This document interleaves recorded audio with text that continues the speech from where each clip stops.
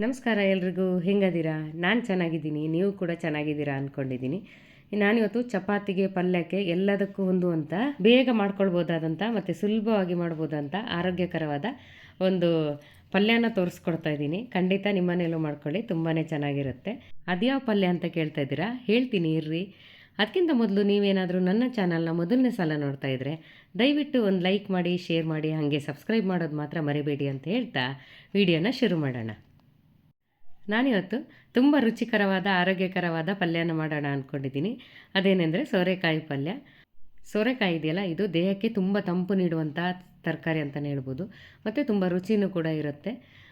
ಇದನ್ನು ಪಲ್ಯ ಮಾಡೋಕ್ಕೂ ಮುಂಚೆ ಸಿಪ್ಪೆ ಈ ರೀತಿಯಾಗಿ ಪೂರ್ತಿಯಾಗಿ ತೆಕ್ಕೊಂಬಿಡ್ಬೇಕು. ತೆಕ್ಕೊಂಡಾದ್ರ ಮೇಲೆ ಒಂದು ಸಲ ಚೆನ್ನಾಗಿ ತೊಳ್ಕೊಂಬಿಟ್ಟು ಆಮೇಲೆ ಸಣ್ಣದಾಗಿ ಹೆಚ್ಕೋಬೇಕು.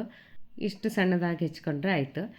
ತುಂಬ ದೊಡ್ಡ ದೊಡ್ಡ ಹೋಳು ಮಾಡ್ಕೊಂಡ್ರೆ ರುಚಿ ಆಗೋದಿಲ್ಲ. ಅದಕ್ಕೆ ಈ ರೀತಿಯಾಗಿ ಸಣ್ಣ ಸಣ್ಣದು ಹೋಳು ಮಾಡ್ಕೊಂಡು ನಾನೀಗ ಒಂದು ಪಾತ್ರೆಗೆ ಹಾಕಿಟ್ಕೊಂಡು ತರಕಾರಿ ತೊಳೆಯುವಾಗ ಒಂಚೂರು ಉಪ್ಪು ಹಾಕಿ, ಹಾಗೆ ತೊಳಿಬೇಡಿ ತರಕಾರಿ, ಯಾವಾಗಲೂ ಉಪ್ಪು ಹಾಕ್ಕೊಂಡು ತೊಳಿರಿ.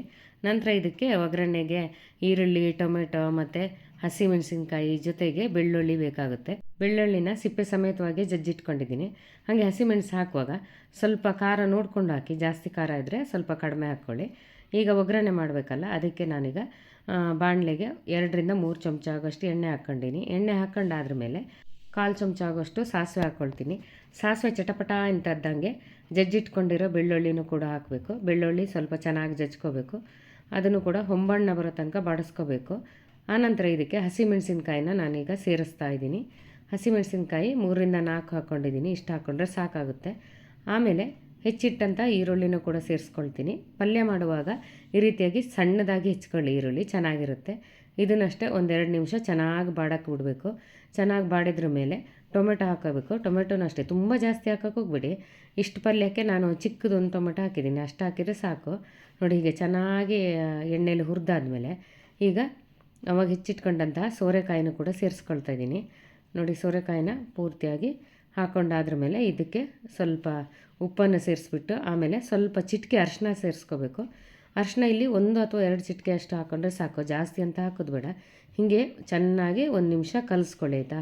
ನೋಡಿ, ಈ ರೀತಿಯಾಗಿ ಪೂರ್ತಿಯಾಗಿ ಕಲಿಸ್ಕೊಂಡ್ಬಿಟ್ಟು ಆಮೇಲೆ ಮುಚ್ಚಳ ಮುಚ್ಚಿ 1-2 ನಿಮಿಷ ಚೆನ್ನಾಗಿ ಬೇಯೋದಕ್ಕೆ ಬಿಡಬೇಕು.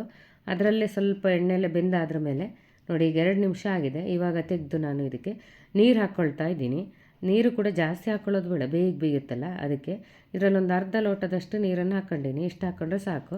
ಆಮೇಲೆ ಇನ್ನೊಂದು ಸಲ ಪೂರ್ತಿಯಾಗಿ ಕಲಿಸ್ಬಿಟ್ಟು ಉಪ್ಪು ಖಾರ ಚೂರು ನೋಡ್ಕೊಂಬಿಟ್ಟು ಮುಚ್ಚಿಟ್ಟು ಒಂದು 5 ನಿಮಿಷ ಚೆನ್ನಾಗಿ ಬೇಯಿಸ್ಕೋಬೇಕು. ನೋಡಿ, 5 ನಿಮಿಷ ಆದಮೇಲೆ ಎಷ್ಟು ಚೆನ್ನಾಗಿ ಬೆಂದಿದೆ ಅಂತ, ಬಣ್ಣನೂ ಕೂಡ ಬದಲಾಗಿದೆ ಅಲ್ಲ. ಹಾಗೆಯೇ ಇದ್ರ ಜೊತೆಗೆ ಈಗ ಕೊನೆಯದಾಗಿ ಹಸಿ ತೆಂಗಿನಕಾಯಿ ತುರಿನ ಸೇರಿಸ್ಕೋಬೇಕು. ಕಾಯಿ ತುರಿ ಹಾಕಿದರೆ ಭಾರಿ ಚೆನ್ನಾಗಾಗುತ್ತೆ. ಅದಕ್ಕೆ ಹಸಿಕಾಯಿನ ನಾನು ಸೇರಿಸ್ಕೊಳ್ತಾ ಇದ್ದೀನಿ. ನಾನಿಲ್ಲಿ 1 ಹಿಡಿ ಆಗೋಷ್ಟು ಹಸಿಕಾಯಿನ ಸೇರಿಸ್ಕೊಂಡಿದ್ದೀನಿ. ನಿಮ್ಮ ಇಷ್ಟಾನುಸಾರ ಹಾಕ್ಕೊಳ್ಳಿ, ಜಾಸ್ತಿ ಬೇಕಂದರೆ ಜಾಸ್ತಿ ಹಾಕ್ಕೋಬೋದು. ಹಾಗೇ ನೋಡಿ, ಇವಾಗ ಎಷ್ಟು ರುಚಿಯಾಗಿರೋ ಸೋರೆಕಾಯಿ ಪಲ್ಯ ರೆಡಿ ಆಯಿತು ಅಂತ. ಇದು ರೊಟ್ಟಿ, ಚಪಾತಿ ಎಲ್ಲದ್ರ ಜೊತೆ ತುಂಬಾ ಚೆನ್ನಾಗಿರುತ್ತೆ. ನಾನಿವತ್ತು ಚಪಾತಿ ಮಾಡಿದ್ದೆ, ಹಾಗಾಗಿ ಚಪಾತಿ ಜೊತೆ ಹಾಕ್ಕೊಂಡು ತಿಂತಾಯಿದ್ದೀನಿ. ರುಚಿ ಅಂತೂ ಮಾತ್ರ ಭಾರಿ ಚೆನ್ನಾಗಿತ್ತು ಮಾರ್ರೆ. ಹಾಗಾದರೆ ನಿಮ್ಮನ್ನೆಲ್ಲ ಮಾಡ್ಕೊಳ್ಳಿ, ಆಯಿತಾ? ಇನ್ನೊಂದು ವಿಡಿಯೋದಲ್ಲಿ ಸಿಗ್ಲೇನ್ರಿ. ಹೋಗಿ ಬರಲಾ? ನಮಸ್ಕಾರ, ಎಲ್ರಿಗೂ ಶುಭವಾಗಲಿ.